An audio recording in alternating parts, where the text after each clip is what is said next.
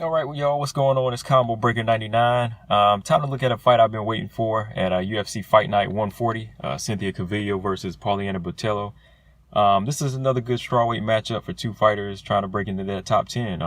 Cynthia Calvillo, as you know, she was put on suspension for marijuana, which to me is kind of ridiculous. You know, weed isn't even a performance drug, and I think it's uncalled for, especially for, she was suspended for 9 months, and that kind of sucks for a fighter, who was on a hot streak. I know, of course, she lost her last fight. It was a close decision against Carla Esparza, but before that, she was on a hunger move, and she made her debut in the UFC last year. She beat Amanda Bobby Cooper. A month later, beat Pearl Gonzalez. A few months later, she had a close win over JoJo Calderwood. So she was and she still is somebody to look out for.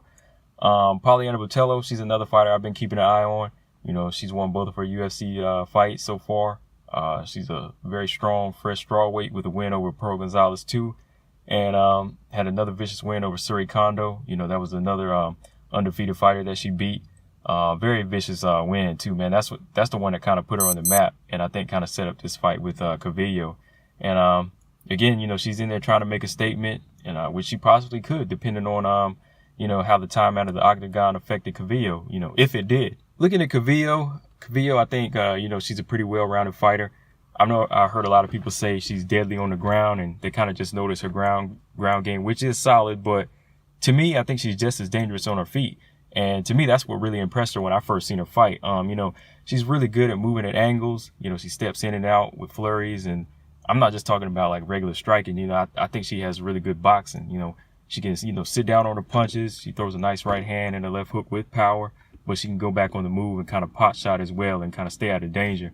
And when she gets you on the ground, that's when her specialty kicks in, because it's more like if you try to take her down or she takes you down, she's pretty slippery. She knows how to move her hips into a position to be on top, or, she can get on your back with quickness, and right away, she's got you in a position for a rear naked choke. And all the while, when she is on the ground, she knows how to sap your energy. She's throwing those little knees and those hits to the body while she's trying to get you in that position to submit you.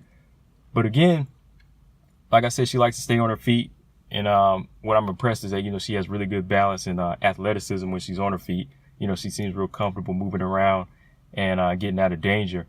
For me, though, I am a striking fan, so I am a little bit more leaning towards the striking. But, I think a fighter can be really dangerous with not just striking, of course, but, with her ground game. And once you build that well-rounded skill, once you start to become more well-rounded, that makes you more dangerous. And you have fighters like Ioana.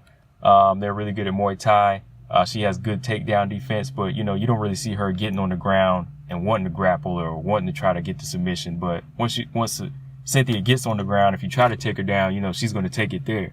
She's not going to try to jump back up or defend. She'll take it to the ground and try to get the submission when she's going for a knockout or a submission. Now, as far as weaknesses, I think one of them is not necessarily her fault, but it can be the moves and the angles, that I favor because I'm a boxing fan. But I feel like it's something the judges, they really won't rate high. And I think once you move too much on the back foot, it seems like in MMA, that's considered not being aggressive enough. I kind of noticed that you can move around and box or land shots and box from the outside and strike from the outside, but it seems like, they're not really in favor of that type of movement or that type of skill set. They want to see you using a lot of pressure. And, I don't see her using too much pressure, but in the Carla Esparza fight, she did kind of use more pressure. And in that fight, she was a little front heavy. And on occasions when she's front heavy, she's kind of prone to those leg kicks. And looking at the Calderwood fight and the Esparza fight, they were able to land some good leg kicks on her. And at times, Esparza, she was really tearing into that leg with those kicks. And I think somebody with some powerful leg kicks like Botelho, they can capitalize off that.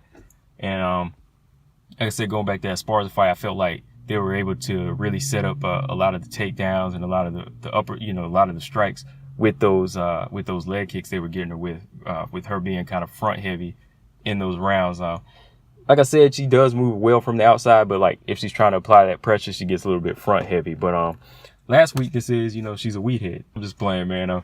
That don't even factor in this case, man. That's crazy. But looking at Poliana Botelho, she has a style to me that's kind of hard to describe.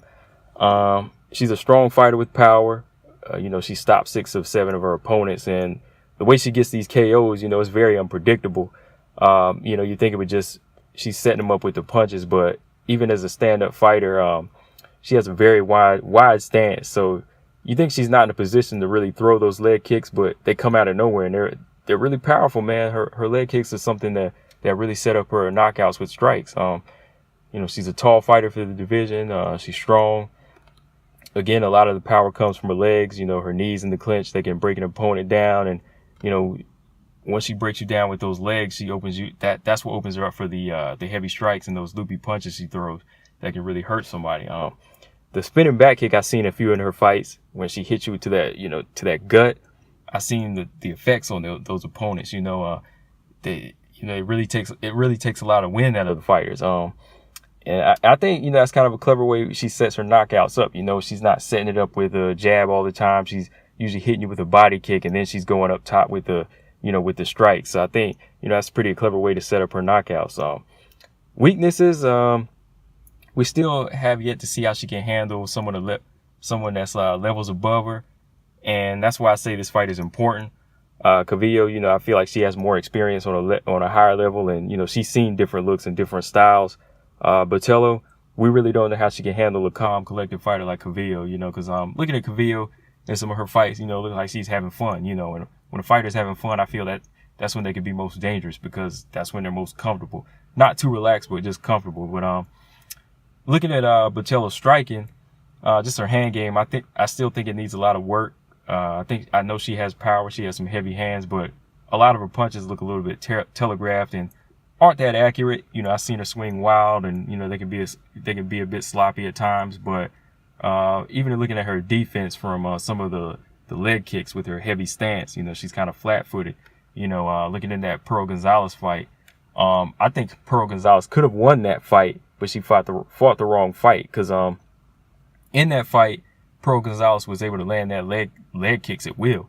She was tearing into Botelho's legs, but she would only do it for like a few seconds and then go in for a takedown, which was bad, because the way Botelho's legs are kind of spread apart was kind of good takedown defense for her anyway. Because if you look at the way she stands too, it's kind of it's prone to being kicked with those front leg kicks too, just like Calvillo can be at times. But again, man, looking at her defense, I think she kind of has wide. I think she has a kind of a wide opening. She leaves a wide opening with her hands. So that could be, that could be a field day for somebody like Calvillo. If she's shooting the jab and the right hand straight up the middle, she's a pretty fast striker, so she could get in, get out, with some real quick strikes. But Calvillo, I think she should make this a standing fight. Just start with a fast jab, use some angles, move, but stay busy from the outside like she did against Calderwood. Mix in some leg kicks and then go right back up top with some striking to kind of throw Botelho off, be from the outside and just land her right hand and box and strike. Because already off top, I can tell you her boxing and striking is a lot better. Botelho, she has to start with pressure and keep Calvillo from using movement. I feel like she has to kind of back her up, walk her down, and keep her, from using the octagon. Start ripping into Calvillo with those leg kicks, to slow her down and, set up a lot of the front body kicks to go back up top with the striking. She shouldn't really headhunt too much early on somebody like Calvillo, because I feel like she does have good movement, good, like I said, good boxing movement again. But start landing those body shots early to kind of slow Calvillo down and then go up top. Playing out my prediction, I see this as a 50-50 fight, but if I had to pick by a slight margin, I might have to lead towards Cynthia Calvillo in this fight. It's really going to come down to, what she was doing in that 9-month suspension, if she was still training hard. If we look at experience and style she's faced, I think she can handle this fight. But if she gets taken down, it's going to be a harder fight. I think it's going to be a harder fight, and the tables could turn quick. I think her confidence should be higher. She's been in there with solid strawweight names. So I think early on she can take the first 2 rounds, but the second one might be tough. I think she can win the first round just off her striking and, her movement. If Botelho starts off slow, but the second, if Botelho starts to pick it up and put pressure on her, it might be a tough fight for her. And it all depends on if Calvillo can get her rhythm going, and if she can take those powerful kicks from Botelho. So yeah, man. all I just gotta say it's going to be a good fight, man. Like I said, if I had to lean, I have to lean towards Calvillo, and I ain't too confident with that. So, yeah, man, tough fight. Yes, I have to lean towards Calvillo, but Botelho, you know, she can crush that with her kicks alone, man. So, all in all, good matchup. Just all in all, good matchup. But let me know what you guys think about this fight. Who you leaning towards in this one? Make sure y'all subscribe. Combo Breaker 99. I'm out. Peace.